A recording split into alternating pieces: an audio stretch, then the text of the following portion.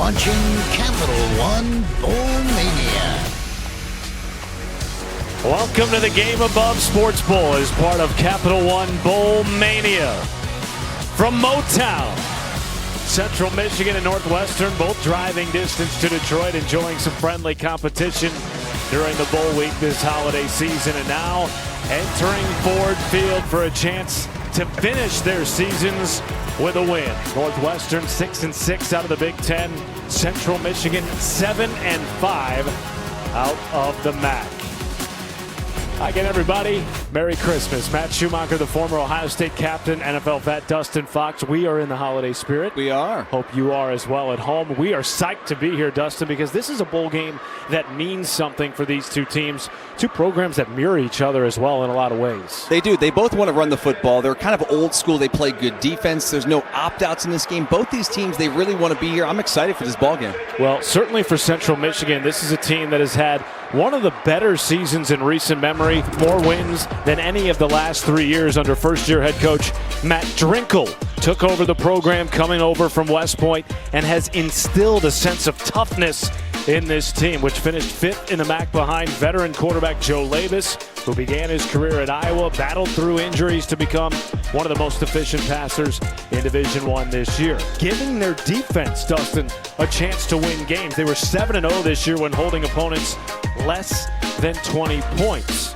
Good news, too, for the Central Michigan offense today. They will get Angel Flores back for the first time in nearly 2 months. This was their leading rusher, Matt, until he was injured. Missed the last 4 games of the season, had 8 touchdown rushes, 122 carries. I mean, this guy was their offense, and they get him back for this bowl game. Luckily for them, it wasn't a week earlier because he probably wouldn't have been ready. Well, certainly he adds a wrinkle, something that Northwestern will have to contend with. Third-year head coach David Braun finished 10th in the Big Ten, overachieved to some, underachieved inside the program. They felt like they could have gotten to 9 wins. Caleb Komolafe emerged as one of the top rushers in the conference because of all the injuries in the running back room. And similarly to CMU, this Northwestern offense gave its defense a chance to win games. They were top 35 in the country in points per game allowed. Top 10 best season defensively in program history, and Griffin Wilde, boy, was he a star, Dustin, transferring up from the FCS level. Yeah, from South Dakota State to the Big Ten, and he did a great job. I mean, the last couple of games, you can see those numbers, and the guy was nearly responsible for like 30% of their offensive productivity this season from the wide receiver spot. So it says a lot about that young man. Expect him to make some plays this afternoon. Our officiating crew, led by Ted Pitts, out of the Sun Belt. Central Michigan playing at Ford Field for the 12th time in program history. Of course, this building hosts the MAC championship, and for Northwestern, looking to make it 6 consecutive bowl victories. One of the longest active bowl winning streaks in the country. We are set for the Game Above Sports Bowl. Merry Christmas, everybody. We're underway.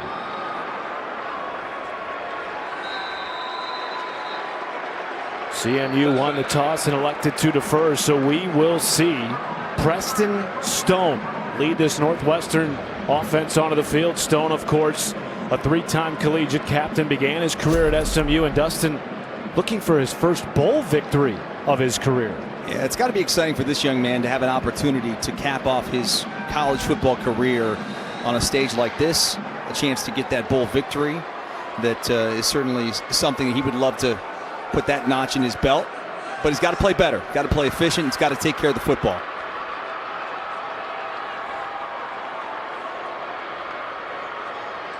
First play, a fake to Komolafe, and the ball might have gotten batted down to the line of scrimmage by Dakota Cochran.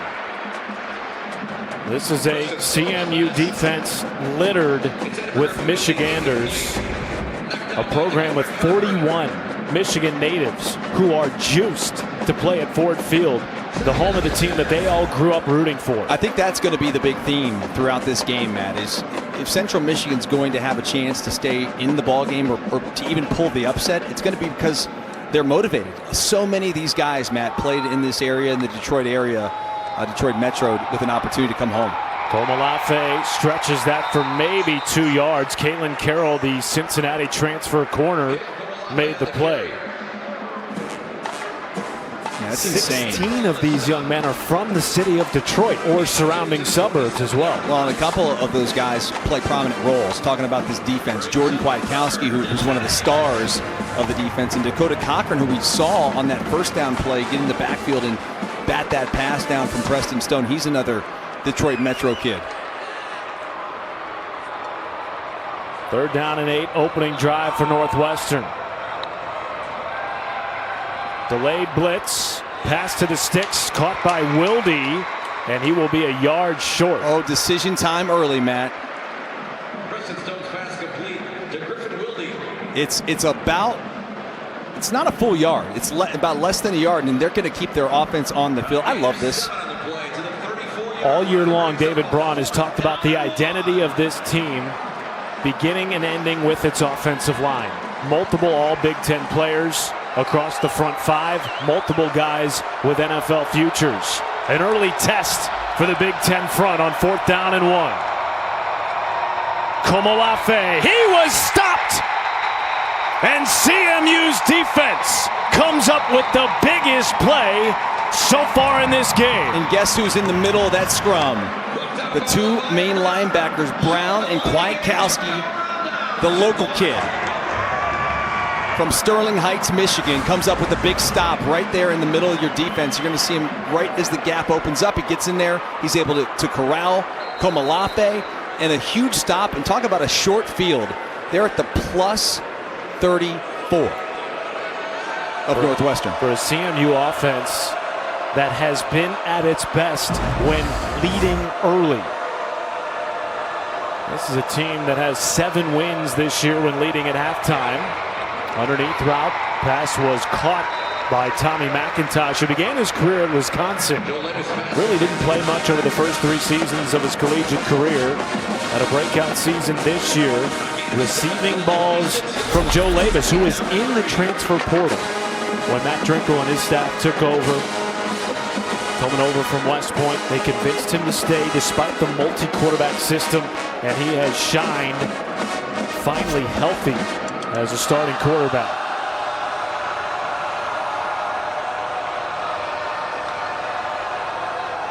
Labus on 2nd down. Boy, that was a great grab by McIntosh right at the sticks.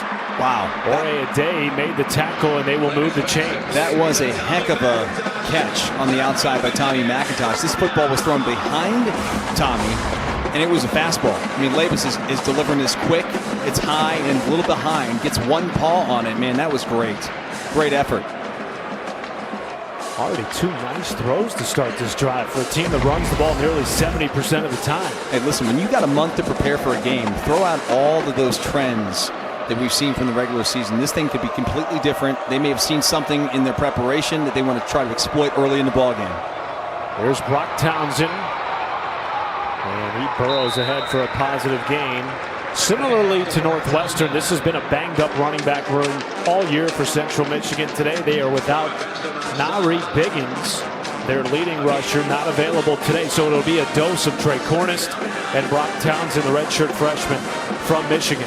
Both very kind of similar running backs. I think that Towns is more of the pass catcher out of the backfield. Maybe got a little bit more speed than Cornist, but Cornist is the downhill guy.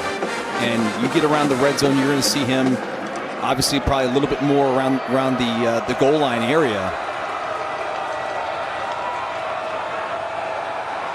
Labus on 2nd and 9. Underneath hits to Corian Temple, their top tight end. And we'll make it 3rd and medium. Listen, it's important for Central to come away with points here. There's no question about that. But the bugaboo for them, and really for Northwestern this season too, has been the red zone consistency and the lack thereof. Because these 2 teams have gotten to the red zone numerous times, but they settle for 3 too often than not. And so they got to try to find a way to get in the end zone here for Central Michigan. It would be huge on this drive. But now we're looking at, what, about 3rd and 5, 3rd and 6-ish. Got to convert this. They have converted 35% on 3rd downs this year. Play action. Labus hit and dropped by Aiden Hubbard, who was questionable coming into the bowl game today with a quad injury. Has an NFL future ahead of him and makes a huge play to back CMU up. Aiden Hubbard, who has not played since the Michigan game, on a little bit of a twist, kind of a delayed stunt, comes around the defensive tackle, Carmine Bastone. Those are two bad dudes right there in the middle of that defense now, making a play. And we'll see if Central Michigan, who has a really good field goal kicker, can convert. Lost 7 yards on the sack, this from 43. And it is wide left. Cade Graham, a rare miss, had hit nearly 88% of his kicks this year. Perhaps the sack by Aiden Hubbard, the play to knock them out of field goal range. No blood in Detroit. The Game Above Sports Bowl is brought to you by Game Above Sports. Bring forth greatness. And Capital One. What's in your wallet? Central Michigan and Northwestern both visited Gleaners Community Food Bank in Detroit this week. Players helping package potatoes and other items that will provide households throughout the city with sufficient and nutritious food during the Christmas holiday. As we welcome you back to Detroit, Matt Schumacher, Dustin Fox, Ashley Stroline on the sideline, and Northwestern takes over right around where they got stopped on a 4th and 1 on their opening drive of the game. Central Michigan coming up with a big defensive stop, missed the field goal on the ensuing drive, and now the second drive of the game for Preston Stone and the Wildcats. I think you're right, by the way. That sack by Aiden Hubbard, that took them back just far enough to make that kick a little tougher. 47, I mean, it's still doable indoors, but a little bit different if it's 40. 2nd down and 4 for Stone. These offenses relied heavily on the run game, particularly at the midway point of the season and beyond. Going through his progressions. Nice play defensively by one of their top cover corners, Brendan Diaz-Fernandez, another Michigander with an opportunity to play at Ford Field. It's going to bring up a 3rd and 4. Now, obviously, there are options here. They don't have to throw the football on 3rd and 4. Komalafe, they can clearly pick it up on the ground, and they just showed us on the last drive they are going to be very aggressive in this game. So even if they pick up, 3 yards here, they probably would go for it again, I'm guessing. Stopped on 4th and 1 in this territory on their opening drive. Stone will pass over the middle, and it's dropped beyond the sticks. Good for coverage. What would have been a 1st down grab, and now 4th down and 4. And I believe it was Hayden Elegon, the intended wide receiver. Well, they double Wilde on the outside because they were obviously trying to get the football. He's their top target. And they decide to go to the secondary check down. And is well covered. Luke Akers, son of Eagles Hall of Famer David Akers, on to punt it away for Northwestern. And Caleb Spann will catch it inside his own 25 after a 46-yard punt. The Chips have a chance to strike first yet again in Detroit when we come back. Back in Detroit, David Braun's Northwestern Wildcats dropping 4 of their final 5 games of the regular season, 3 of those by a touchdown or less. Told us after their overtime loss in the regular season finale to Illinois that there was a heaviness in their locker room, a feeling that they underperformed to their potential. Felt like they could have been a 9-win team this year. I think they could have been a 9-win team. I mean, you look at some of their close losses. I mean, the one that stands out is obviously the loss to the Wolverines, by 2 points, a game that they had the lead until Michigan takes the lead. 5 turnovers they created in that game and still not able to capitalize. I think that is what keeps David Braun up at night. Part of why there's so much urgency for their bowl game today. No opt-outs. Player like Aiden Hubbard, who's missed the last 2 games, has an NFL future, working tirelessly to get back for this game. Here's Tyson Davis spinning out of trouble. Turn that into a positive gain on the jet sweep. The handoff to Tyson Davis. Now, this is an offense that really will do anything they can to try and gain an advantage or find some productivity on the offensive side of the football. They haven't had You know, they don't have the pocket passer that's going to sit back there and throw 40 times a game.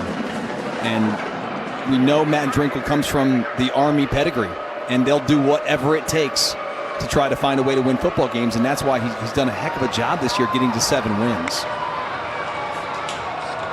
So multiple in the run game. First carry for Trey Cornish will make it 3rd down and 1. You mentioned Matt Drinkle kind of coming over with that West Point mentality. They completely overhauled the offense in the offseason. What was a tempo spread under Jim McElwain, now a pro-style offense, run heavy with pro verbiage. And that required reteaching a lot of things to many of these players who stuck around through the coaching change. Good opportunity to bring Angel Flores in the game. 3rd and 1, Matt. I guarantee he's running the football. First snap of the day for Flores. Quarterback power left side. He has enough to move the chains. First time on the field since late October. And Ashley Stroline has more. Thanks, Matt. Well, Central Michigan head coach Matt Drinkle was asked what his favorite and best trait is when it comes to Angel Flores. He was kind of flabbergasted when he was asked that question because so many things apply, but he says if he has to pick one, it's his leadership. He's so genuine, so authentic in how he leads both on and off the field. I asked Flores what he thought about coach's comments. He said the respect is mutual, crediting Coach Drinkle and his staff for changing this program and showing these guys how to be great men both on and off the field. Here he is in a passing situation, scrambling out of trouble, dropped in the backfield for a loss of 2. Migo Jackson with the 2nd sack of the day for Northwestern. And Ashley, Matt Drinkle even compared Angel Flores to somebody like Tim Tebow, because many people think Tim Tebow's too good to be true. Such a great guy, a man of faith, a strong leader, fantastic football player. Then you get to know him and you're like, no, no, no. This is who he is all the time. That is Angel Flores to Central Michigan. No doubt. You know, it's great when you hear these stories about a player, and then when you hear the stories that, no, he's actually the exact same way everyone says he is. It's remarkable, and just sounds like a really great young man. Levis now back into the game. Getting out of trouble, hit as he threw, wobbling ball is out of bounds, intended for Tyson Davis. Ash. Well, you guys were talking about Coach Drinkle comparing him to Tim Tebow because he might be too good to be true. I can tell you I had a chance to speak to Flores last night ahead of this matchup. We talked for about 15 minutes. The most polite, well-mannered player. Everything that Drinkle said he is, I can attest that's exactly who he was in that conversation. Just excited for the opportunity to be back out here on the field after that injury back in October. Said he's just looking forward to helping the team finish out this season. Well, and Ashley, as Dustin alluded to earlier in the game, had they played a bowl game earlier in the season, he would not have made it back. Yeah. It's only because this was after the Christmas holiday that he had a chance. And now a pre-snap penalty, and I believe it's a delay of game on Central Michigan.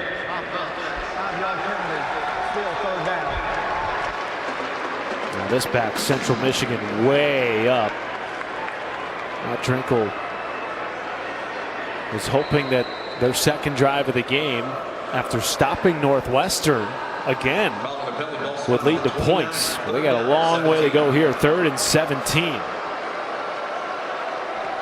You don't need all 17. You would try to do something here. Maybe you can pop a screen, something underneath, break a tackle. Levis, quick throw, underneath it goes. Back to the original line of scrimmage to DeCorian Temple. Their leading tight end with his 2nd catch, and now the punt unit comes on for the Chips.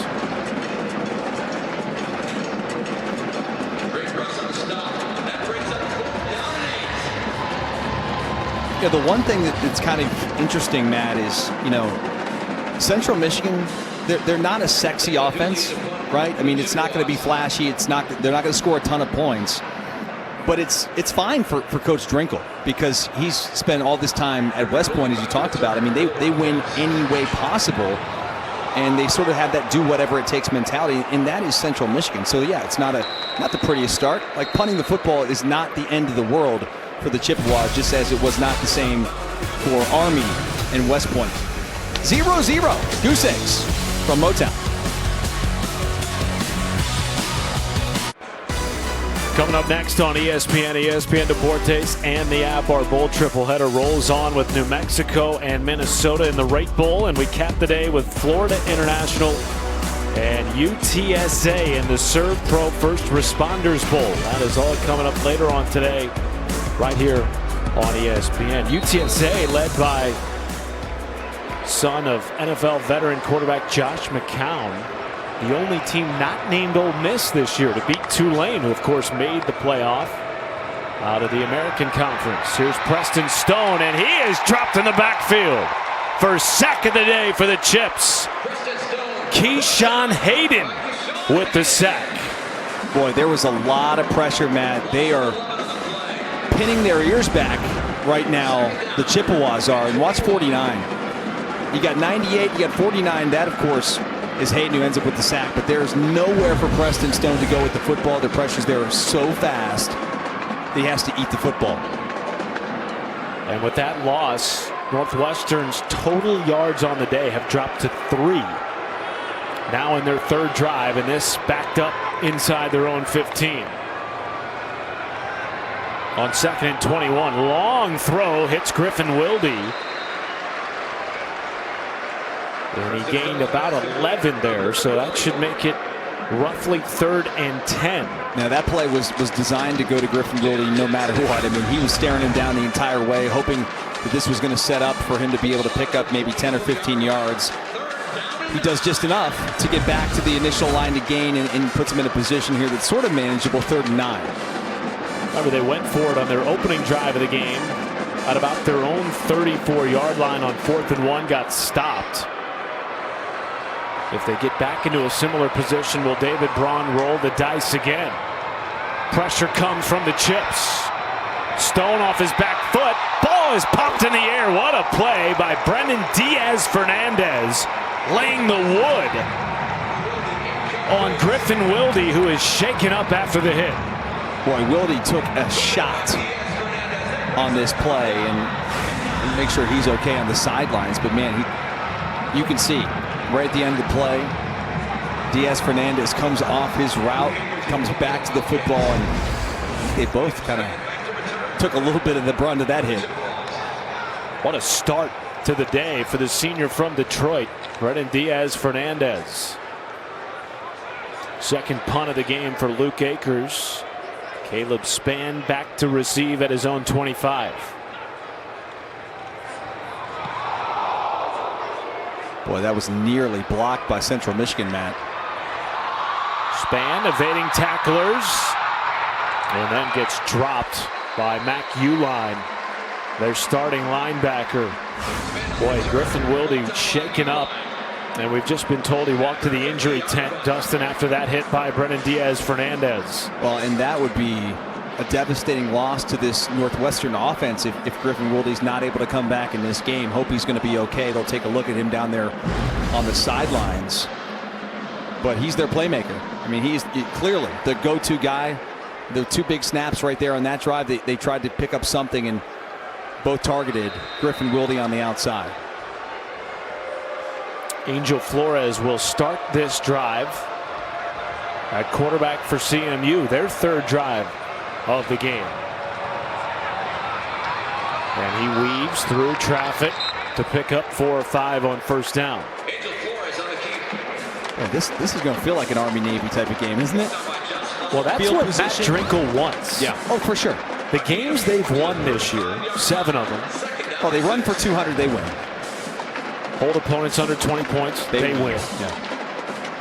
Scoring first is a big key for them as well, as we see Marcus Beeman check into the game. Leading at halftime, they win.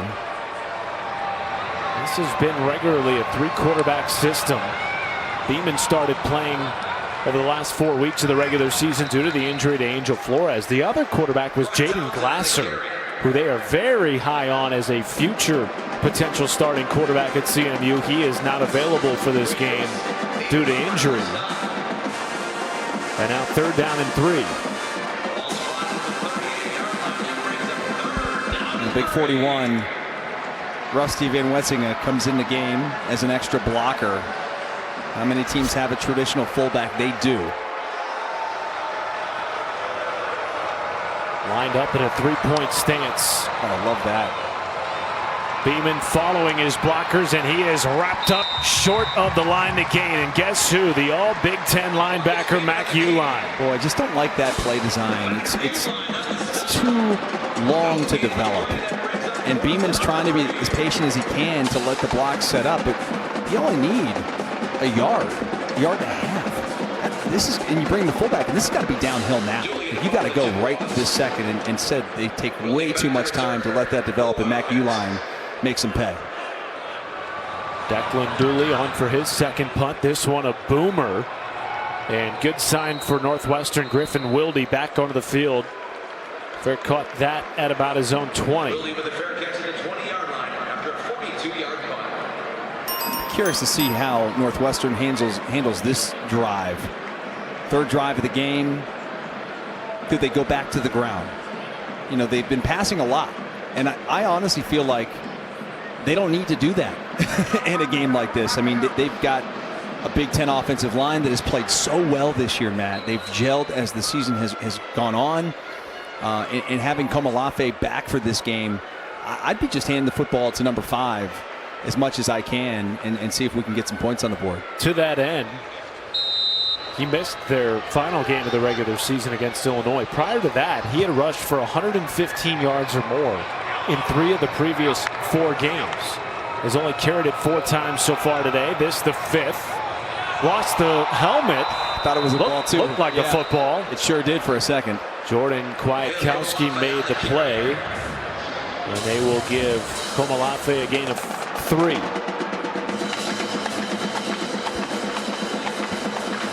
Of course, Northwestern without Joseph Hyman, one of their top rushers, out with an injury, carted off the field against Illinois, and they've been without their back-to-back leading rusher Cam Porter since week 2 of the regular season. Robbie Preckle now in at running back. This pass out wide, caught, fighting for extra yards. It's Wilde, and they will give him enough to move the chains. He got a really nice spot. Had to get to the 30. The official comes in and says first down. Preston Stone's getting up to the line. They're trying to go quick. They were awarded the line to gain, and now they want to get up on the ball and go fast. First down of the game for the Wildcats. Here is Preckle. And he is stopped in the backfield for a loss of 2. Dakota Cochran met him first. They give to Robbie Preckle.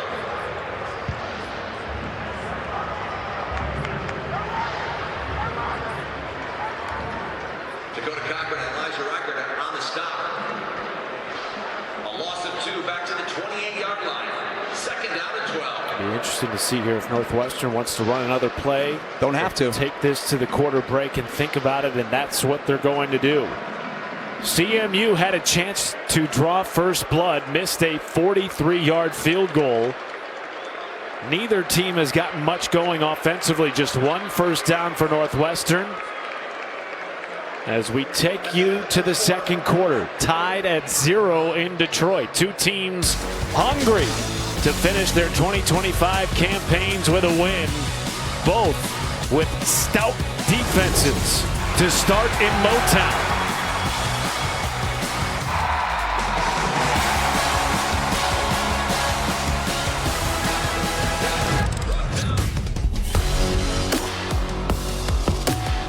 One quarter down to the Game Above Sports Bowl in Detroit. As we start the second quarter, moments ago, Ashley Stroline asked Matt Drinkle about using 3 quarterbacks for CMU today. Vince, what's the mindset there? How we started the season out, and we know we usually play with 2, but with Angel coming back off injury, we're kind of settling in between him and Marcus, letting those guys roll through here and get settled. All right, Coach, appreciate your time. Best of luck with the rest of the way. Awesome. Thank you, guys. Are we able to use that now? Well, it is Preston Stone, the Northwestern quarterback, who starts the second quarter on the field. His offense had just 11 net yards in the opening quarter. Did not rely much on the running game as they did over the end of the regular season in narrow losses to Nebraska, Illinois, and Michigan. This catch made by Lawson Albright, their number 2 tight end, brings up third down after the tackle by Caleb Spann. All right, so 3rd and 9. You got to think Preston Stone's going to have to drop back and throw the football here, and Central Michigan's going to do the exact same thing they've been doing, which is bring the pressure. They like to create pressure from their linebackers, so got to think that at least 5 are coming on this one. Northwestern 0 for 3 on 3rd down so far today. Standing up there at the line of scrimmage. And they do go to the ground on 3rd and 8. Caleb Komalafe with a 1st down gain, just the 2nd 1st down of the day for Northwestern. Great block there on the left side by their stud left tackle, Tiernan. And then that's where you want to run the football. That guy is a NFL left tackle. Rated the 6th best offensive tackle in ESPN's NFL mock draft.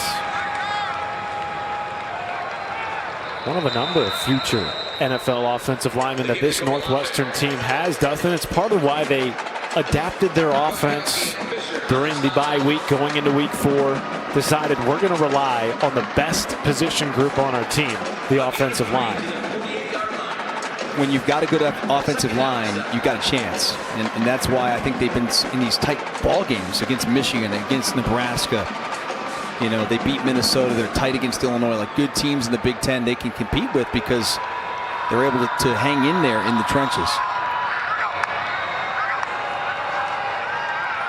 Fake it to Komalafe. Time for Stone. Has his man out across midfield. 1st down and a lot more for Hunter Welsing. Their top tight end, honorable mention, all Big Ten recipient. All the attention goes on the outside to Griffin Wilde and then the other targets. So Welsing's basically single covered and doesn't draw a lot of attention. So as everyone's thinking that Wilde's probably going to get the football on a play like that, they come right back to their tight end, Hunter Welsing. More yards on this drive than they had in all of the 1st quarter combined. Best looking drive of the game so far for the Cats.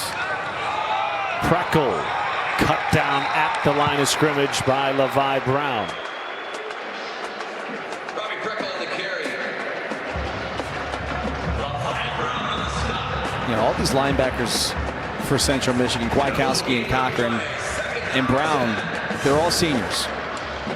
But Levi Brown's probably the most underrated out of that group. Probably needs to be talked about a little bit more because he's extremely physical, makes a lot of plays. Smart kid. Guy you love to have playing linebacker for you. All these dudes seniors. Quick throw, batted down, almost intercepted by CMU. Kwiatkowski had it. Wow. That ball hung up in the air forever. It's a defense that has an interception in 8 different games this year, though they come into the bowl game without one over their last 2. As good a chance as any so far today to pick up an interception. Excuse me, it was Blackwell, 17, not 12. Kwiatkowski was in on the pressure, but 17 Blackwell was the one that dropped the interception. So a break for the Wildcats. 3rd and 10. Delayed blitz, does not get home. Stone completes the pass short of the 1st down to Elegon. And now does Braun decide to roll the dice? They've already gone for it once on 4th down unsuccessfully. Now Luke Akers is in the game.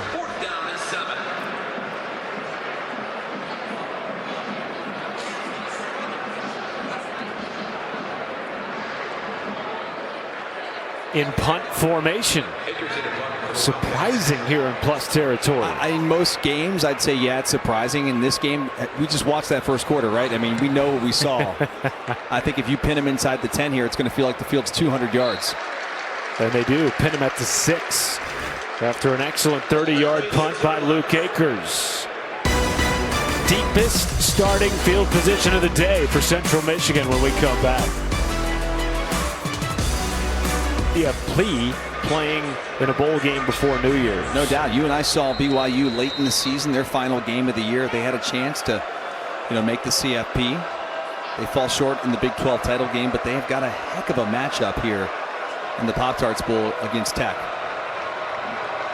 Great punt by Luke Akers. Backs CMU up inside its own 6. Worst starting field position of the day. Here's Joe Labus. Got about 1.5 yards to 2 after the tackle by Migo Jackson. I thought it was interesting, Matt Drinkle with his interview with Ashley mentions not having Flores back.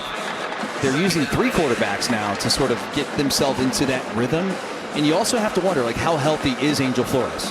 Hasn't played a game in over a month, right? And so to bring him, you also want to be respectful of the situation and take care of the kid. You can't just throw him out there and expect him to be able to play, 35, 40 snaps. So you sort of want to have a pitch count on him, but also you want the offense to get some sort of a rhythm. Trey Cornist up the middle. Good run. Will make it 3rd and medium. The handoff to Trey Cornist. To your point, Flores last played on October the 25th. Sprained his right MCL against UMass. Did not expect to play again this year after that injury, but because of the schedule of their bowl game, when it takes place, he was able to get an extra week of rehab and get ready for this game. We've seen him a couple of times running the football so far in the first half. Not bringing him in here, though, for 3rd and 3. It's Joe Labus.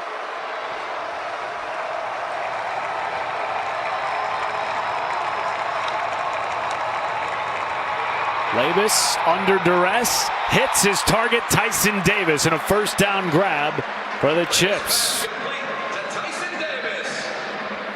Gains 12. There was a lot of pressure, Matt, on the outside by 13 Josh Fussell. But this is going to be a look at the ISO of the receiver. And you can see Tyson Davis is wide open, but behind. Watch this pressure coming from the corner blitz. Labus is just able to escape. Game of inches. But that was a huge pickup, huge conversion. They were pinned back, Matt. Now they have the ball at the 25. Got out of the shadow of their own end zone. Back to Cornist. And the Tulane transfer gains 1. Remember, this CMU team without Nari Biggins today, their leading rusher, not available for today's bowl game. So we've seen a heavy dose of both Cornist and Townsend. And now Angel Flores, who was the team's leading rusher at the time of his injury, comes back into the game for CMU. Now he's only thrown 22 passes this year. So there is a trend there.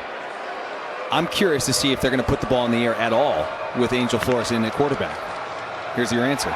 Play action under duress. Almost intercepted, was it? They said it was. Yes, it's a turnover for Northwestern. Braden Turner with the first takeaway of the game.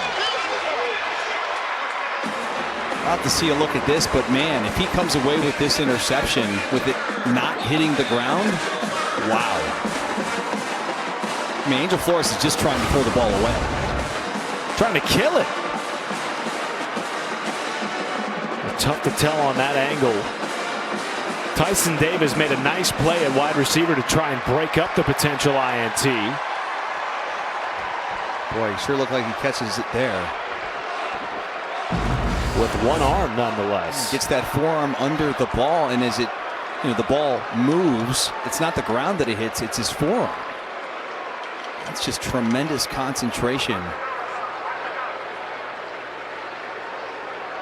Second interception of the season for Braden Turner, and there will not be an official review here.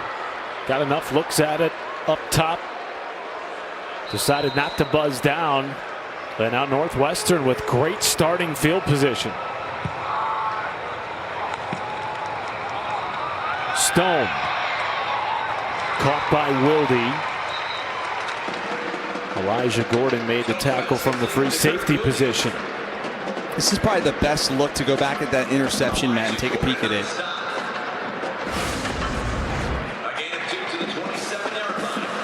It's just nothing you see right there that says that that is not a clean catch by Turner. One of 7 returning starters on this Northwestern defense. Again, no opt-outs today for the Wildcats.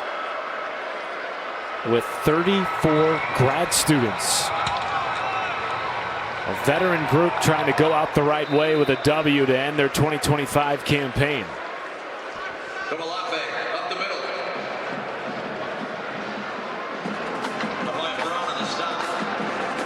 In Central Michigan, they do a very unique defensive design where they essentially bring pressure on almost every play. And on that play right there, I mean, you watch both of those safeties, they're up in the box, they're blitzing. I mean, a lot of zero coverage on the outside, and they're really selling out for the run. Let's see what they do here on this third down. All these guys up front, they're getting in there. Stone takes a shot to the end zone as Weldy for a touchdown. 23-yard grab. Northwestern strikes first.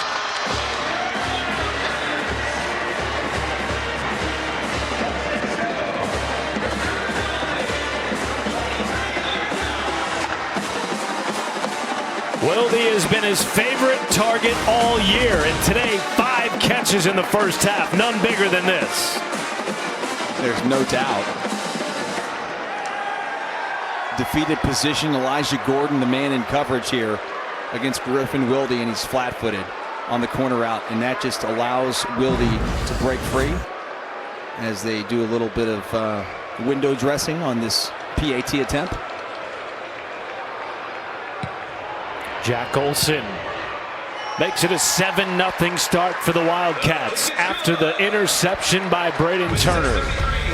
Well, the Wildcats needed to get something going on offense. Well, it was the defense that put them in position for points, and they get points off the turnover. Wilde is in the house, 7-zip from Motown.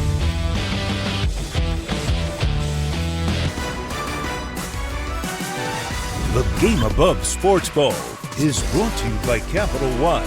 What's in your wallet? A week long of festivities here in the Detroit metro area. Both teams made a stop at the Henry Ford Museum in Dearborn, Michigan this week. And back here at Ford Field in Detroit, Matt Schumacher, Dustin Fox, Astrid Stroline with you. Northwestern with a huge defensive play. Interception by Braden Turner. And with the short field, Preston Stone showing off that accuracy. Dustin hits Griffin Wilde for a touchdown. Yeah, you gotta love to see that. I mean, he's been inaccurate at times, turning the ball over, but when he's on, he's on. And that was a really nice throw to Griffin Wilde, and they needed to have it. They needed to get points, touchdown there, off of that turnover. Meanwhile, for Central Michigan, remember their defense got a 4th down and 1 stop early in plus territory. CMU had a chance to strike first in this game with a field goal. A sack by Aiden Hubbard sort of put them on the edge of Cade Graham's field goal range. He missed it, and since then their offense really hasn't done much in this first half. No, they really have not, and this is an offense that needs to grind out drives. You know, they want to be methodical. They had a drive against Kent State. 18 plays, almost 11 minutes. School record length of drive. I mean, that's the type of offense they want to be, and they have to be. 1st and 10. Here's Labus. Double clutch. Ball came out. It's a live football. Northwestern on top of it. Carmine Bastone, as of now, with another takeaway for the Cats. Aiden Hubbard in the backfield for the Cats defense for the 2nd time today. Knocked it loose. Just carelessness by Labus. He's trying to pump fake the football, and as he's doing that, he tries to pump again, and he just loses the ball, and he obviously, it's going to get stripped. But you got to be aware that the pressure is bearing down on you. The clock in your head as a quarterback has got to be ticking and saying, I got to tuck this thing and go, or get rid of the ball. And if this stands, this is almost the exact starting field position of the last drive for Northwestern, thanks to a turnover. 18-yard line. And it will stand. 2nd turnover on as many drives for the Northwestern defense. And now Preston Stone operating with a short field. Underneath, Wilde again. His 6th catch of the day, including a touchdown on the last Wildcat drive. And Dustin, it just feels like with the way this game has been played, another touchdown here for Northwestern feels like a monumental deficit to overcome if you're the Chips. Central Michigan is not built to play from behind. Not built to play from behind in the Mid-American Conference, let alone a Big Ten squad coming in a bowl game. I mean, this is a challenge now for Central Michigan. Komolafe with a stretch, has a seam, and a first down run inside the 5. Caleb Komolafe on the carry. Out of bounds at the 5-yard line. First down, Wildcats. See the burst of Komolafe on the outside and the little window dressing by bringing Griffin Wilde around with that motion and the potential reverse slows down the eyes of Central Michigan's defenders just enough that it allows Komolafe to get outside. Central Michigan's defense among the best in the country in the red zone this year. Taking on a Big Ten offensive line featuring multiple NFL future players. Stone, end zone. And incomplete. He was looking for Wilde again. Stone's pass intended for Wilde, incomplete. Caleb Spann in coverage. You can see the eyes on 17 the entire snap. This is going to his guy, and that probably should have been caught. And a little bit of an uncharacteristic drop by Griffin Wilde on the outside for the potential touchdown. There is an injured CMU defender on the field. It is Michael Heldman, their top edge rusher. We'll be right back after this. Maker perhaps playing in his final game for North Texas after Eric Morris took the Oklahoma State job. Meanwhile, back here in Detroit, after Michael Heldman was helped to the injury tent for CMU, a 2nd and goal opportunity for Northwestern. Ball is on the ground. Who got on top of it? I think Northwestern got back on the football. Boy, a fortuitous bounce for Caleb Komolafe. What could have been a disastrous turnover in the red zone. Komolafe on the carry. Yeah, there's no doubt. Jonathan Decker was the defensive end coming in, and he kind of hesitates because he wants to make sure that he sees the football getting handed off up the middle. But if he doesn't, I mean, he would have been right there. I mean, goodness gracious, you're right. Fortuitous bounce. It's a perfect way to put it. Ball on the 2-yard line now for Northwestern. They have all too often settled for field goals this year. Preckle is stopped. And that brings up 4th and goal. Decision time again for David Braun in the first half. I'm sure that they would love to go for this, but I think the right decision is to take the 3. You make it a 2-score game. Boy, they're going to leave the offense on the field, it looks like. Already once today, they've been stopped on 4th down. I just don't know, like 10 points is going to feel like 21. But if they get this, I'll be looking like the fool up here. Under 10 on the play clock, they may burn a timeout, and they will. Maybe it'll give them a little more time to think it over. This is the first charge timeout of the half. Be 30 seconds in late. Well, and there you can see they were going to run something that was unconventional, and they were a bit disorganized, so they decided to take the timeout. Maybe now you want to rethink things, or at least if you're going to go for it, run something that you're accustomed to doing. I hate when teams get in these 4th and goals and 4th and 1 or whatever, and then you try to do something you don't practice all of the time. As we take a look at our Bowl Challenge Cup, brought to you by Progressive. Last year, the American Conference won the Bowl Challenge Cup, brought to you by Progressive. Last year, Matt? They won 6 out of 8 bowl games. That is impressive. Last year. Boy, Big Ten's got a lot of opportunities, including your Ohio State Buckeyes playing in a Fiesta Bowl rematch against Miami. Shades of 2002 with Dustin Fox on the field for a national championship. Matt Schumacher, Ashley Stroline also with you. A big 4th down and goal at the end of the first half here for David Braun and his Northwestern Wildcats. Play of the game thus far.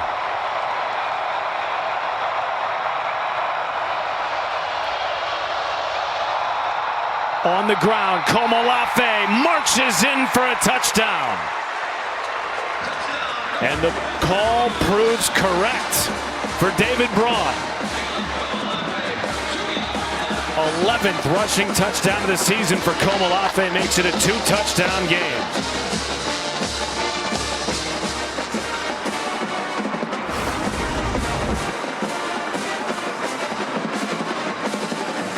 And that was actually a fairly easy run for Komolafe as they push everybody down, and Central Michigan's defensive line essentially looked like they were on skates right there.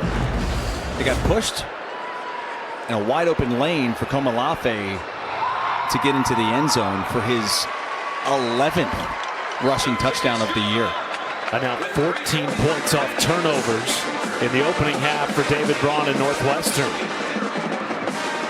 Both touchdown drives starting in plus territory, and Matt Drinkle's group, who's played so well this year when leading, now looks at a 14-point deficit for an offense that has really not moved the football at all in the opening half. Well, you got to wonder, what are they going to do at quarterback here in the second half? And obviously, this is a vital drive. Plenty of time before halftime. I mean, if Central could put 7 on the board before halftime, we'd have a whole new ballgame. And they get the ball coming out for the second half after winning the toss and deferring to start the game. A lot of football still to play today. 2 more games right here on ESPN. For now, Northwestern trying to extend their bowl winning streak to 6 straight. Third longest active bowl winning streak in the country right now. They lead it by 14 against a Central Michigan team that has just gutted and grinded and clawed out wins all year behind veteran quarterback Joe Labus. Began his career at Iowa. In fact, his only start with the Hawkeyes was a 21-0 win in a bowl game in 2023 against Kentucky. Comes here. Was that the Outback Bowl? It sure was. Oh, wow. Comes here. Was the starter last year.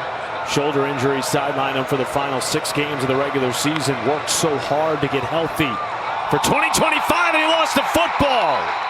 Michael Kilbane. Are you kidding me?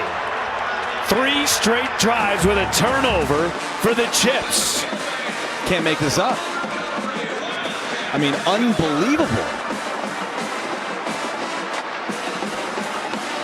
This is a nightmarish Matt, 3 drives for CMU. Possessions where you're just essentially handing the football to them inside the 30-yard line. Not only 3 consecutive drives, 3 straight plays. And now if you're CMU's defense, you got to come back onto the field again after your offense has done nothing but give it away over the last 3 possessions. First down and 10 for Stone inside the 25.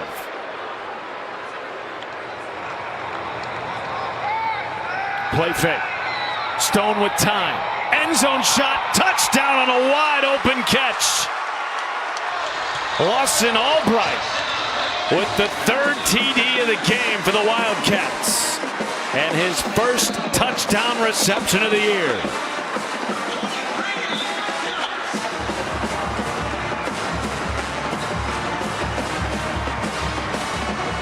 Matt, this thing went from bad to worse to devastating in a matter of minutes. And boy, how is he so wide open?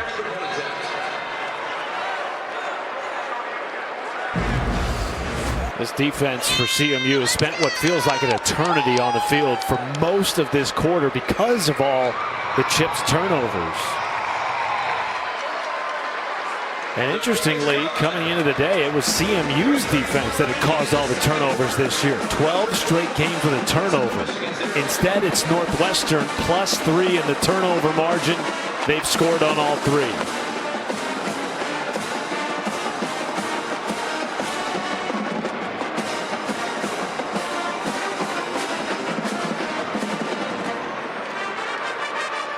And you brought this question up ahead of the last drive for CMU. What do you do at quarterback? last 2 drives, Joe Labus has put the ball on the ground without much resistance from the Northwestern defense. To me, it was just a little bit of being careless with the football. And football's gold. And you're playing the quarterback position, you're in a bowl game, you've got a fierce defensive line you're up against. You've got to be aware of who you're playing against and how important that football is, man. And Flores throws the pick on the first turnover, but then you come back-to-back drives with Labus. That one was the mesh point. The other one was just patting the football too long, not having that clock go off in your head. Okay, here we go again. I feel like it's deja vu. Justin Ruffin Jr. takes it out to the 25. And Watson Albright with a touchdown to make it a 21-0 game for Northwestern. And Joe Labus will come back onto the field for Central Michigan.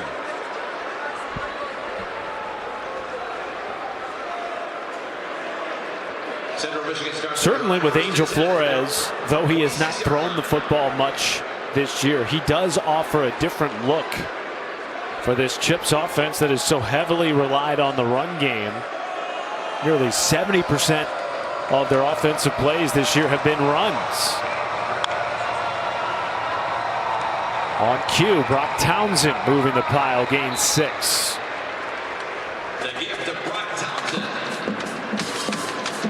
This feels like a monumental drive for Central Michigan if they want any chance to compete in the second half of this game. Their first-year offensive coordinator, Jim Chapin, searching for answers. Well, they need to find some explosives, and those are hard to come by, especially against this very stout Northwestern defense. And you're down 2 scores. Your offense on the season only averages 23 points. Time is of the essence. Some trickeration goes underneath to Townsend. Will make it 3rd and manageable after the tackle by Kilbane. It almost feels like go for it territory if you make this 4th and a little bit shorter if you're Matt Drinkle and CMU.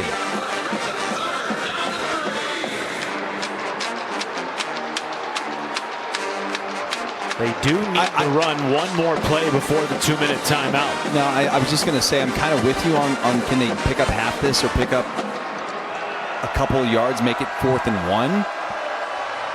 But they may be better off scoring on defense against Northwestern. Labus brought down, gained none, might have lost half a yard. It's Kilbane in the backfield again. Now they got a punt. And it'll be 4th down and 3 after the 2-minute timeout. Northwestern scoring on 3 consecutive CMU turnovers. They lead at 21-zip in Detroit. I'm Matt Berry. Coming up with the KFC halftime report. Does Michigan have its man? Pete Thamel is going to join us coming up live because it's boom or bust for the Big Ten and then coming up in the college football playoff. They've got 3 teams in who will advance. Plus, we'll have an Ole Miss Georgia recap of the rematch. And breaking news: Joey Galloway came to work today. He'll join me with EJ. Merry Christmas, guys. Looking forward to hearing all that and more at the half. Meanwhile, back here in Detroit, 4th and 3, CMU electing to punt after the no gain on 3rd down. Wilde way back at his own 10. Fair catches after the 57-yard boot by Declan Dooley. And now time for today's clutch delivery, brought to you by Chipotle.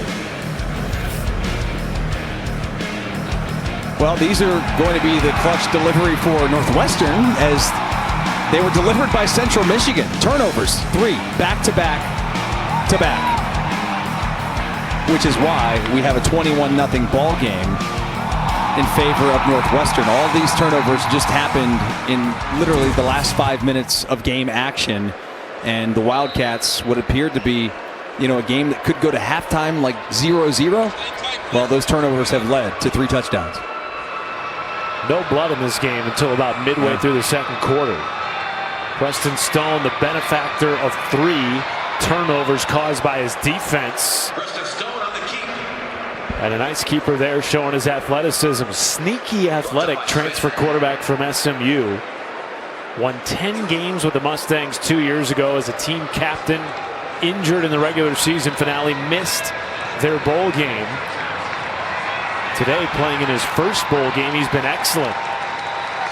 And this offense has looked a lot different in the second quarter compared to how they looked in the first quarter, which included just 11 positive offensive yards. First down and 10.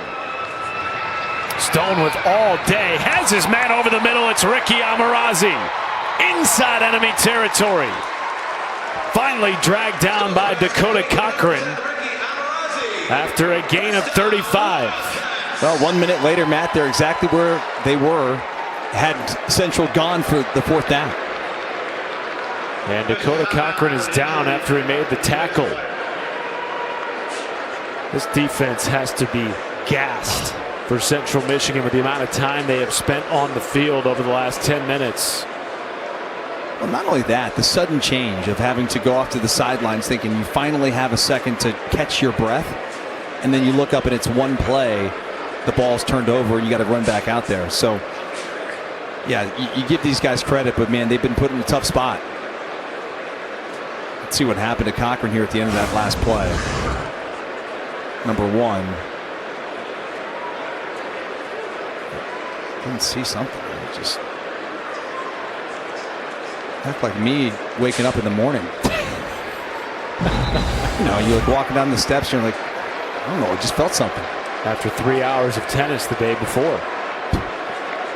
It's a miracle I can get out of bed. And hopefully he's going to be all right. Keep an eye on Cochran. Remember, they lost Michael Heldman earlier in this game. Now he's back onto the field. Their top edge rusher. Cochran, their second leading tackler and all-MAC linebacker, will sit out for at least this play. Three-man rush. Stone, low throw, incomplete, intended for Hunter Welsing. Stone's pass intended for Welsing, incomplete. Nice to see Michael Heldman back in the game. Second down and 10. Another one of those local kids who's excited at the opportunity to play at Ford Field. These guys had talked about, you know, vying for a MAC title. They never got an opportunity to play here in a title game. So next best thing, playing a bowl game in your hometown. Pressure comes, screen set up. Komolafe snuffed out. And now that backs them out of field goal range. I didn't love that call. After the loss of 5. You're right on the cusp of field goal range. And now, because that screen was bottled up by Central Michigan, now they're going to be backed out of field goal range. And remember, Matt, early in this first half, Northwestern had the football about this same area. They punted to Central Michigan. Cochran will head to the locker room. Final 45 seconds of the opening half, in which we had no score through the opening 20 minutes of game time. But 3 turnovers by the Central Michigan offense, leading to 3 touchdown drives for Northwestern, has made this a lopsided first half. But a chance for Central Michigan to get off the field here and potentially force a punt. After that loss of 5, back Northwestern out of field goal range for Jack Olson. His career long is 47. Pressure again. Stone feels it. Takes a shot downfield, has Elegon. Lots of contact at the end of that play. Kalen Carroll with the coverage, and it's incomplete. Well, there was a lot of contact, Matt.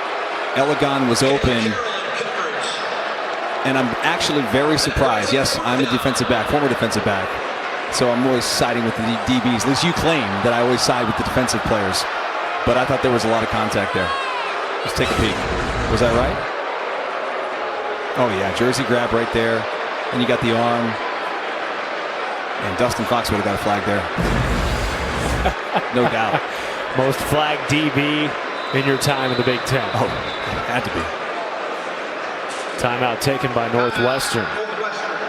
Had the Riley Moss rules. You got a national championship ring out of it, though. I do. The Hurricanes don't feel like I earned it. How about that rematch? Just can't wait. Cannot. It's been 20 plus years. Back at the Fiesta Bowl. This one will be at the Cotton Bowl. I beg your pardon.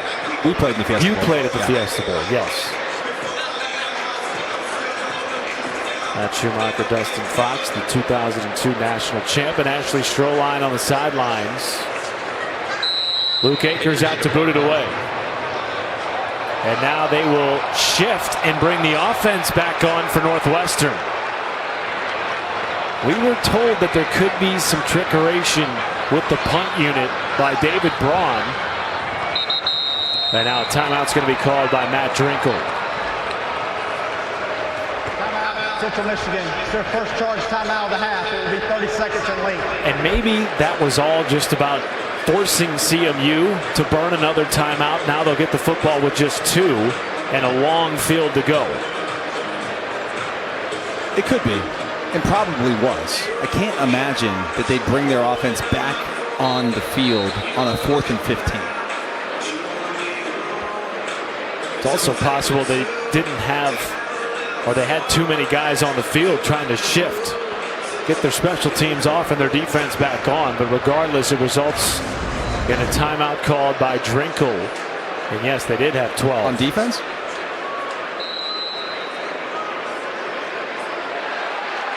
Who'd I miss? And here they come again. Same exact formation. Punt unit switching to the offense. Preston Stone in at quarterback for Northwestern. 4th down and 15.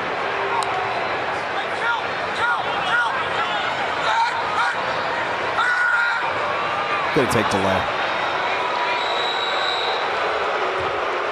And there are a lot of Central Michigan fans here, by the way, as you can hear some boos. 5-yard penalty. Still 4th down. Well, it's only a 2-hour drive to Mount Pleasant.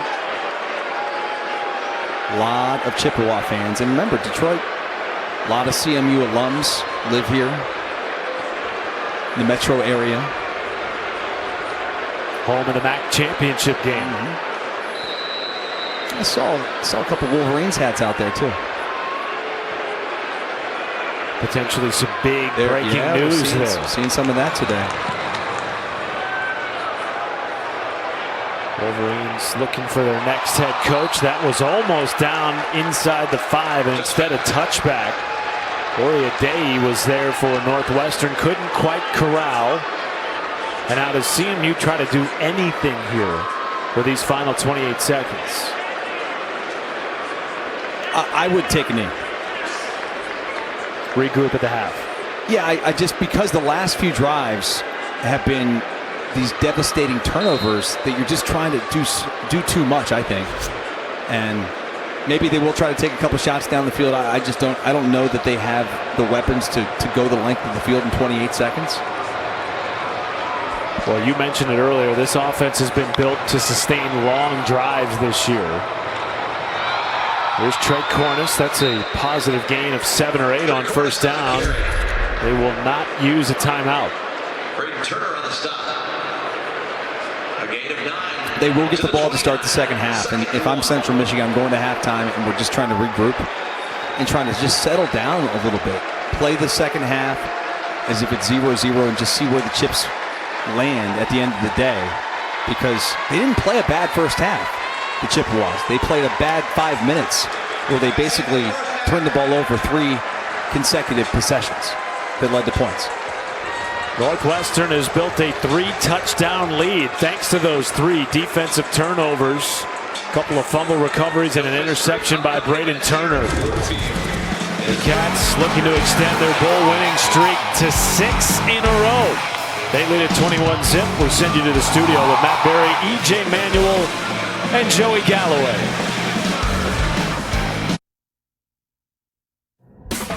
You're watching Capital One Bowl Mania. Welcome back to the Game Above Sports Bowl as part of Capital One Bowl Mania. From inside Ford Field In Detroit, Michigan, a 21-0 lead for the Northwestern Wildcats, led by third-year head coach David Braun, whose defense came up with the 3 plays of the game, 3 turnovers on 3 consecutive plays. Dustin Fox completely flipped this game. If you watched the entire first half and stepped away from the TV for, I don't know, 20 minutes, you missed all the action because it literally happened 3 consecutive drives. I mean, the ball was just not taken care of by Joe Labus in the Central Michigan offense. Back-to-back possessions. Komolafe caps off that drive with the score. And then just the mesh play, like the RPO game, you've got to take care of the rock and be aware. Northwestern makes him pay, comes right back. A wide open tight end in the end zone, Albright, to make it 21-zip. And that's where we stand as we take a peek at our Coca-Cola game track. Brought to you by Coca-Cola. The Northwestern offense had 11 yards in the first quarter. 11 yards. They exploded in the second quarter, thanks in large part, of course, to great starting field position because of the 3 turnovers. And now Matt Drinkle, whose team is 0-3 this year when trailing at the half, faces a 3-touchdown deficit. They will receive the football to start the second frame in Detroit. And the big question is, who will we see at quarterback? Ashley. Well, Northwestern head coach David Braun told me he was very happy with how his team played complementary football in the first half, turning those takeaways into touchdowns in the second half. The adjustments he wants to make, he wants offensively to see his team lean into the run game. Defensively, he wants his guys to get off the field on third down without relying on those takeaways to do so. As for Central Michigan, Matt Drinkle told me everything feels so much worse than it is right now because of those 3 consecutive turnovers that led to scores for Northwestern. He wants his team to simply play 1 snap at a time and go do their job. Well, it is Joe Labus, and he delivers a strike to Henry Dryden. Labus has been through so much throughout the course of his career. Of course, the injury last year knocking him out for the second half of the season, had a shoulder surgery, really wasn't healthy until the end of spring ball, was in the transfer portal, expected to play his final year of college football somewhere else, but was convinced by this new coaching staff, Matt Drinkle included, to stick around, have a chance to leave a legacy in the next era of Central Michigan football. 2 completions to start the second half and a first down. Well, that's huge. The first down, more importantly than the completions, because they only had 3 first downs in the entire first half alone, Matt.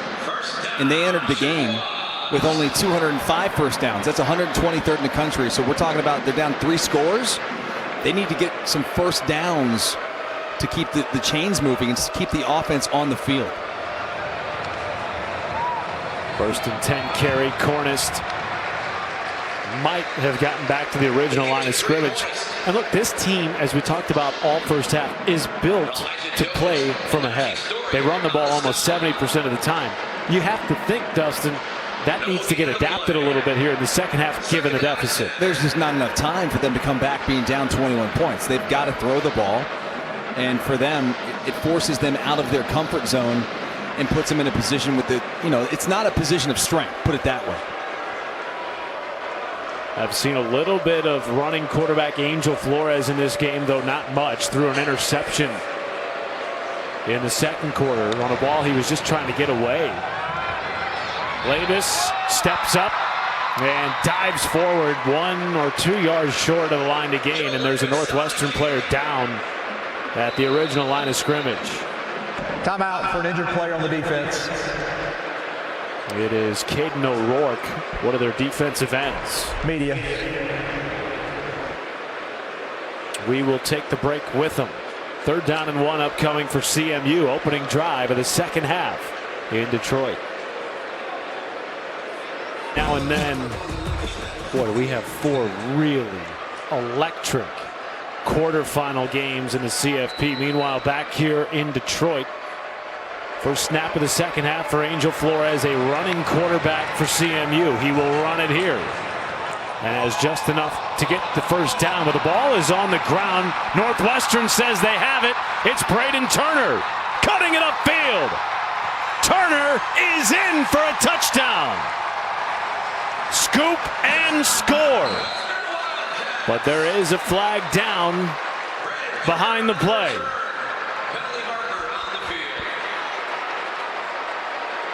Angel Flores is also down behind the play. Well, there's a lot going on there. Initially, I thought it looked like Flores was down. Ball comes out, Flores shaken up. Of course, he's been dealing with that MCL sprain. As of now, it's a 47-yard scoop and score for Braden Turner. After the fumble and during the return, personal foul, face mask, the fumbling team. That penalty will be enforced 15 yards on the kickoff. The touchdown is good. Fourth turnover of the game for CMU, whose offense had a +8 turnover margin coming into the day. Best since 1990. Yeah, I mean, they've done a good job this year of taking care of the ball. You can see that face mask comes right after Turner possesses the football, does a tremendous job kind of weaving his way to the end zone, using his teammates as blockers down the field, turning defense into offense. And you hope Flores is going to be okay, but this is just a devastating turn of events because, you know, they played decent, you know, and the turnovers have just killed them, and they won't be able to recover, I don't think. Matt, this is a team that all year they've been playing ball control. They have, as you said, the +8 turnover margin, the best they've had since 1990. It's insane.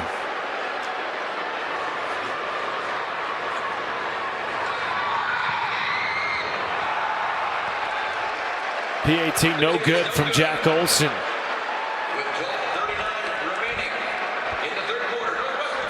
I'm flabbergasted the way this game has turned. I mean, the turnovers that Central Michigan's offense has had have been just giveaways, not takeaways. I mean, you said it best. It's not like Northwestern's taking the ball. Now, the interception was really impressive that Turner had, you know, the first turnover of the game. But the ensuing 3 fumbles that were recovered by Northwestern were just like giveaways. You're right. The ball came out well before Flores hit the ground in the scrum. And Turner, right place, right time, as he has been, frankly, all day and all season. And all 27 of Northwestern's points have come either directly or indirectly off of turnovers. It has been a nightmarish last 15 minutes for Central Michigan.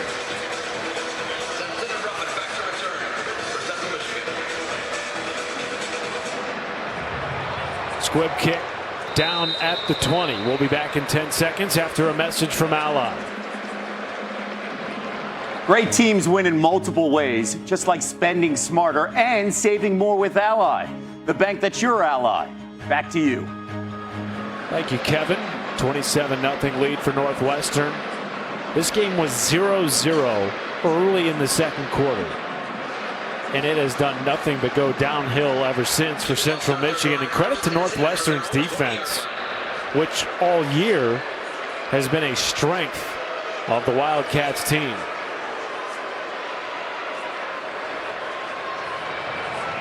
Brock Townsend in the backfield next to Joe Levis. And they will give it to the redshirt freshman who plows ahead for a gain of 5. Brock Townsend on the carry. Matt Uline on the stop. And Northwestern lost 4 of their final 5 regular season games, 3 of which by a touchdown or less, including an overtime defeat to rival Illinois in the regular season finale. And there was just a weight inside the locker room for a program that felt like they left a little to be desired on the field. This bowl game was an opportunity to make a statement for a team, Dustin, that has 34 grads. That doesn't even count the seniors. such a veteran-laden group that wanted to go out the right way. Well, and you also know how difficult it is to get to an undergrad degree from Northwestern. So it tells you how smart these guys are and how veteran-laden they are. You know, as a group, all those guys are back. They've got their diploma, and they're just trying to play some football. And you're right, Matt. They feel like they left a little bit out there on the field this season, and there's something to prove, I think, in this bowl game. Levis long throw hits Langston Lewis, top tight end for Central Michigan, who's really had a quiet day, largely due to the fact that Central Michigan's offense hasn't been on the field very much. Had 3 straight plays result in turnovers in the second quarter. And those plays, Matt, are just so deflating for a football team, not just the offense, but to your defense that has to go back on the field, and then they score, and this thing just snowballs, no pun intended, day after Christmas. But it has snowballed for Central Michigan to the point now where, you know, anything that can go wrong has gone wrong and will go wrong. And for them, they just need to find a way to turn it around. Trey Cornist cuts it upfield. Robert Fitzgerald made the tackle. First down gain.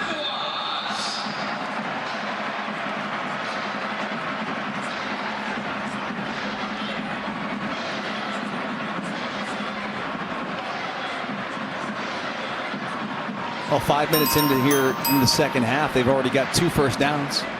That's a win. Does Alabama have a chance to upset Indiana? Of course. That's a game that I feel like is circled by many around the country as a potential upset special. The 9 seed and the 1 seed. Nice strike over the middle to Langston Lewis. First down. Why do you think Alabama has a chance in that game against the Hoosiers? Well, I mean, first off, injury, defense. they had a bad performance against Oklahoma, or excuse me, Media. We'll finish that thought when we come back. We'll talk more about this on the other side. Braden Turner down for Northwestern.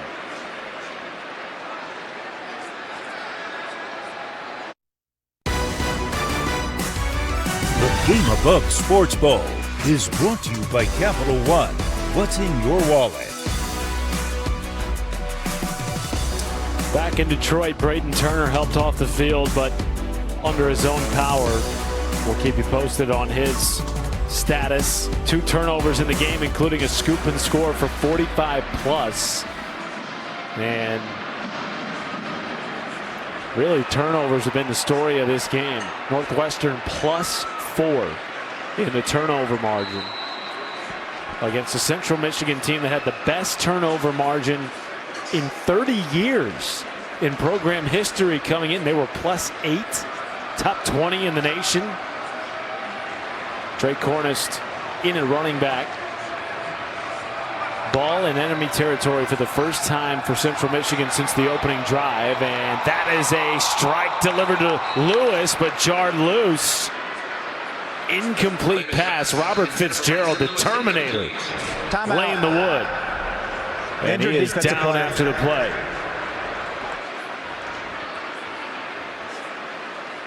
I feel like we've had an injury almost every play. We'll take the break with him.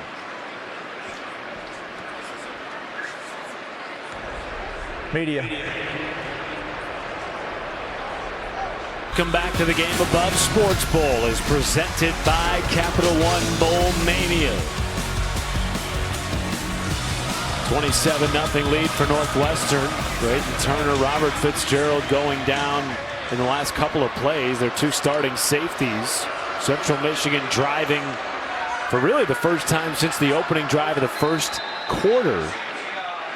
Trailing by 4 touchdowns. Matt Schumacher, the Ohio State champ, national champ rather. Dustin Fox. Did you win a state champ? No, we did not. You did not. We did not. Ashley Stroline on the sidelines as well. Offense. 5-yard penalty. Did you win a state championship? Nope. No sports? No. I know you excelled. I married into a family where they won a lot of state championships. They hold that over my head. frequently. You're the biggest loser in the family. That's right. Congratulations. You married up. There's the silver lining. There you go. Still waiting to play some tennis with your father-in-law. Name the day.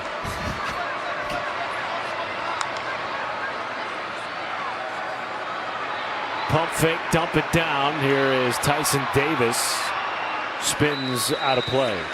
Joe Labus pass complete to Tyson Davis.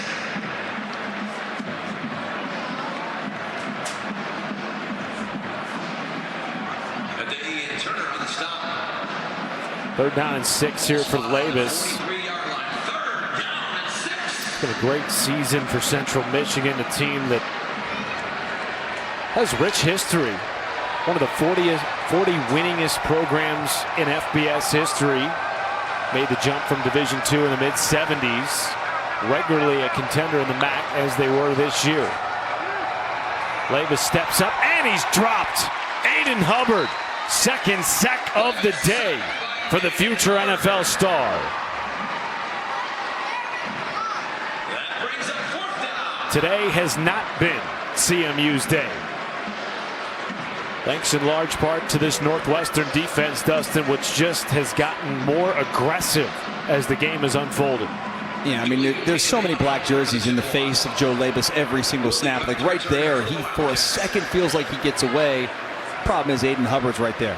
You know, you get away from one pass rusher, they've got another one. They've got a very talented defensive front. And to have Aiden Hubbard back for this game was huge for this Northwestern defense. He's been out since that Michigan loss. And we'll see the Northwestern offense come back out here for another drive as they're going to be a little bit backed up. This will be Northwestern offense's first possession of the second half. Scored a touchdown on a scoop and score, 40+ yards defensively.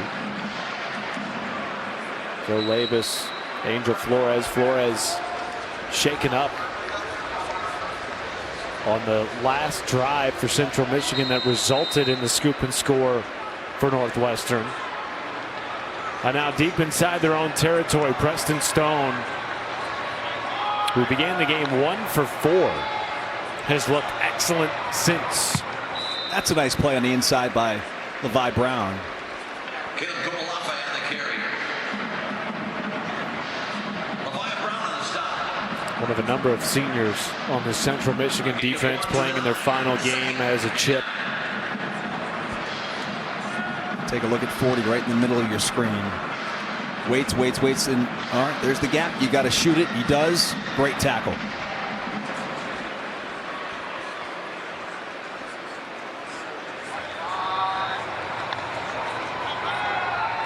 Delayed pressure. Stone behind on the throw and incomplete, intended for Wildy. Preston Stone's pass intended for Griffin Wildy, incomplete.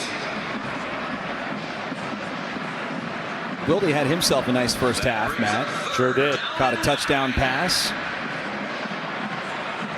54 yards receiving. He's targeted a bunch in that first half. 9 targets so far in the game. Transferring over from South Dakota State in the offseason, rejoining Zach Lujan as offensive coordinator, who won back-to-back national championships at South Dakota State. Here's Wildy again, first down, and extends the drive for the Wildcats. Boy, Preston Stone has looked sharp since those opening 2 drives, and frankly, in the words of David Braun, it's been a little bit of feast or famine for him this year. Really high highs, really low lows, but in that comeback win against Minnesota, second to final week of the regular season, it was one of the best performances that a Northwestern quarterback has had in a long time. Threw for over 300 yards, 25 completions, and a pair of touchdowns. And then you come back against Illinois and throw 3 picks. So it's been that Jekyll and Hyde type of season for Preston Stone. And they're just hoping. I mean, it appears today. I mean, he looks comfortable today. Hasn't turned the football over. One of their 34 grad students playing in his final collegiate football game, and perhaps the last football game ever in his storied career, which began as a star high school quarterback in the Dallas area. Had offers from Ohio State, Michigan, Bama, Texas, and the like. Opted to stay home at SMU. Led them to a 10-2 season in 2023 in the American Conference. Was a captain that year. The following year, named captain again as they made the jump to the ACC. Was benched for Kevin Jennings, who then led the Mustangs to the college football playoff. And Preston Stone told us that was a really humbling experience for him, Dustin. He had to learn what it meant to become a servant leader, but it certainly helped him transition to winning over the locker room here at Northwestern, where he was again named the captain. Got to be hard, though, for a young man who grew up in the Dallas area. You go to the school that wears Dallas on the jersey, and you have success early on. You have to go through a little bit of a benching. You transfer, and then you want to have some success here late in your career, as that one's going to be caught on the outside. Elegant, excuse me. Fantastic back shoulder catch. Absolutely. Phenomenal catch. How made that go for? 28. Beautiful.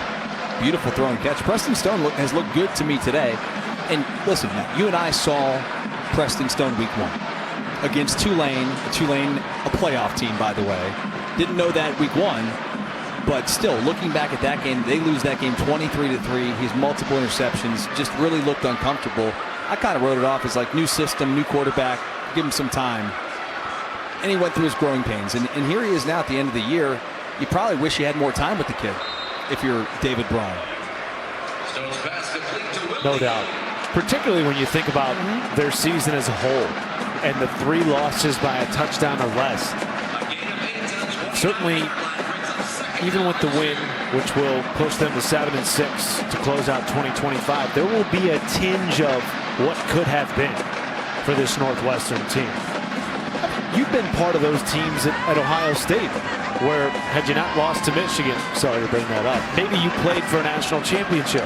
How did that inform the way you went into the offseason to prepare for the next year? Well, it certainly motivates you. There's no doubt about that. As now we're going to have a 3rd and 1 here, Matt. And this drive started well inside their 15-yard line.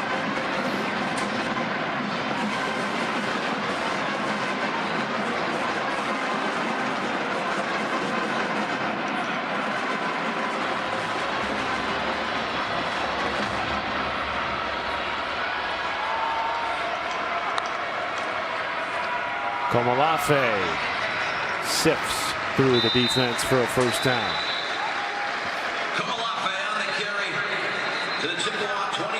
Certainly he's been a big part of this Northwestern. His helmet has come off like 3 times. So often. Goodness gracious. But he began the year as the 3rd running back. You get this young man a new helmet. Behind Cam Porter, behind Joseph Hyman. Cam Porter goes down week 2. Going into the Oregon game week 3, David Braun felt like they needed to shake things up a little bit. Provide a spark offensively, and Komalafe went from the 3rd running back to the 6th leading rusher in the Big Ten. Contact and a late flag comes in. Jayon Jackson draped over Hayden Elegant. You're right, it was a little bit of a late Pass flag. interference. Defense, number 4. That penalty results in an automatic first down. I don't even think it needed to be late. I mean, the contact was there. It warranted the flag.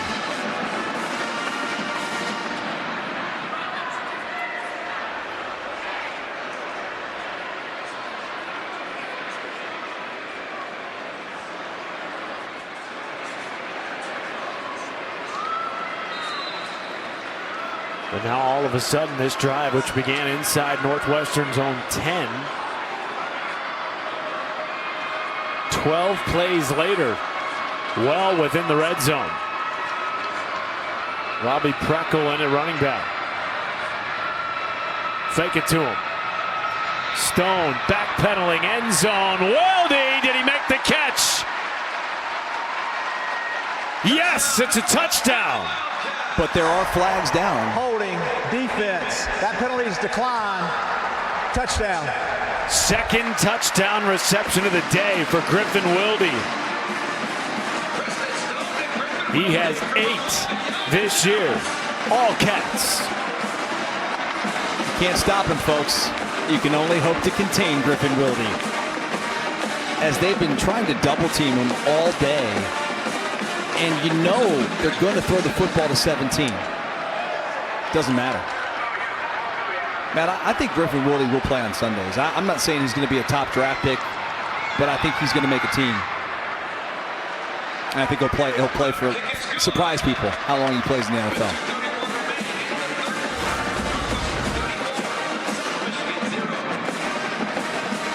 Physical, he's big. He's got great hands. You put the ball anywhere inside that catch radius, for the most part, he's going to come up with the catch. Great effort. And Preston Stone's just looking the whole way. He's waiting. He's like, let me get him open, clear the official. And boy, Jackson had his hands full there. Griffin Wilde, 3rd team All Big Ten, best season by a Wildcat wide receiver since Austin Carr in 2016. Over 800 yards receiving, 8 touchdowns. And Zach Lujan told us he feels like his ceiling is still so much higher than what we've seen from him this year. First season at the FBS level in the Big Ten, transferring up from South Dakota State. That's a dangerous proposition for Big Ten opponents next year. And to guard Griffin Wilde.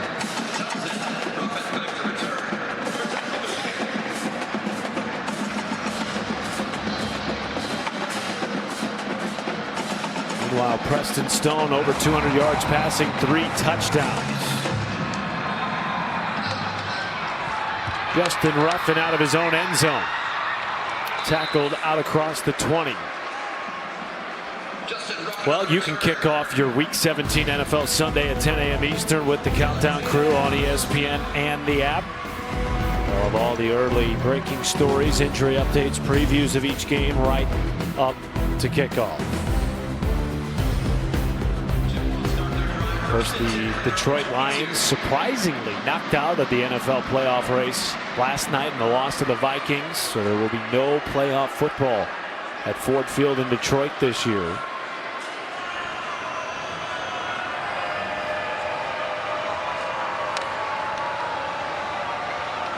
Ensuing drive for Central Michigan. Bounced outside by Trey Cornist. First down carry. So many young men on this Central Michigan roster, 41 in fact, from the state, grew up Detroit Lions fans, dreaming of playing in this building. For many of them, they'd never played here before until today.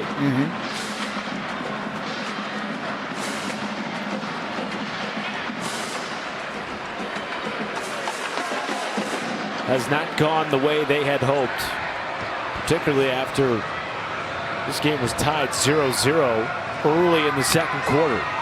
But all the turnovers for Northwestern, 4 of them, and almost a 5th right there by Braden Bruss, have completely turned this game on its head. Well, listen, it's a big-time step up in competition this year for Central Michigan. It started the year off, Matt. You look at the Big Ten opponents they played, or P4 opponents, I should say. You know, they lose to Pittsburgh 45-17. Michigan beats them 63-3. You know, their wins all come against teams that are not winning teams. So you look at the strength of schedule, I think it just tells you, like, Northwestern played the 31st toughest schedule in football this year. Central played the 121st.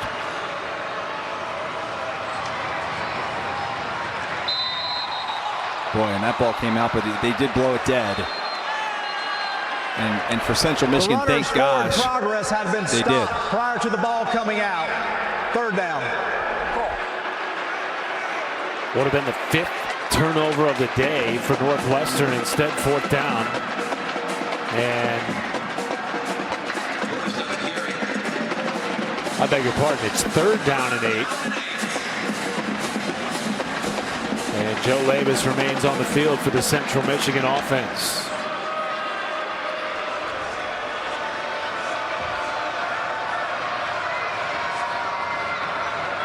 Oh, ball was muffed at the snap. Labus saves it, zips it out to Davis. Somehow turned that from disaster to positive. You would think they'd go for it here with 4th and short. Well, there's no chance they were going to even consider going for it prior to that pass out wide, as now Beeman's going to come into the game.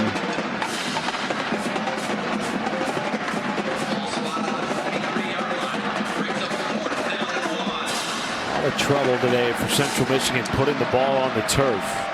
And now Beeman, who played a lot over the last 4 weeks of the regular season due to the injury to Angel Flores, now with a chance on 4th and 1. Quarterback power. Beeman. Did he get there? No! Robert Fitzgerald with the stop.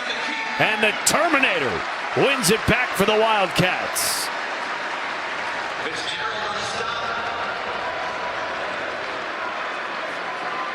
Short of the line again. Turnover on down. Is there a better tackler in college football, Dustin Fox, than Robert Fitzgerald? Well, you got to take it Fitzgerald right here. Just watch number 6, the entire snap, as he gets down there inside the box and just plays this perfectly inside out to clean this thing up and take it back. No chance. I love the way Robert Fitzgerald plays football. He's the best tackler in college football, according to his head coach and defensive coordinator. They love this young man.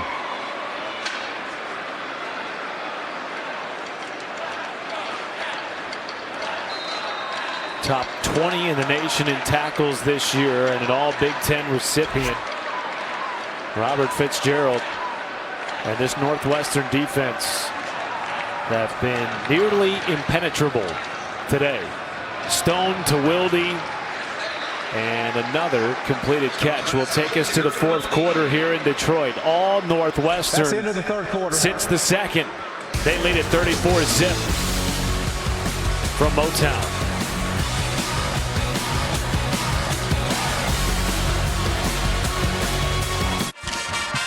Welcome back to the Game Above Sports Bowl as part of Capital One Bowl Mania from Detroit. Matt Schumacher, Dustin Fox, Ashley Stroline on the sidelines. And just a moment ago, Ashley caught up with Northwestern head coach David Braun. Well, Coach Braun, your offense and defense is simply feeding off of each other. What's allowed for this type of complementary football today? You know what? It all comes back to our preparation. I've been so impressed with this group throughout all the bowl prep. Really need to see it come and show up in terms of our execution, and now an opportunity where we have to go finish in the 4th quarter. All right, Coach, appreciate your time. Thank you. It's so interesting, Ashley, in an era where we see more and more opt-outs with the portal and guys getting ready for the NFL. By the way, numerous players for Northwestern will play in the NFL. Not a single one of them gave any thought to not playing in this game, including Dustin, guys like Aiden Hubbard, who are nursing back from injury and have an NFL future. That's how much it meant to this program to play in this game and to go out on the right foot. Listen, these guys at Northwestern are very talented football players, but they're smart dudes. Everyone I've ever met that played football at Northwestern, and just incredible human beings, good football players, smart guys.